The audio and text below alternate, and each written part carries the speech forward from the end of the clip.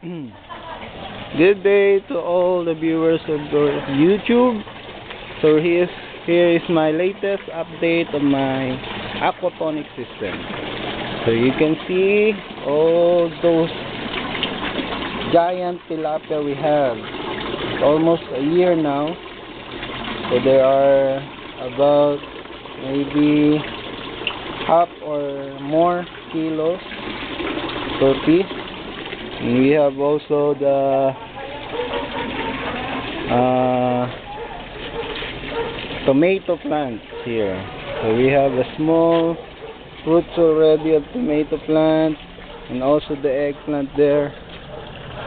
We have the carnation eggplant. So we have a small eggplant there. So here we have our pepper, our bok choy. So still have a small plant on bok choy, seedling. So the best of this aquaponic is, so we have the vegetables, and also we have the peas, the larger peas. So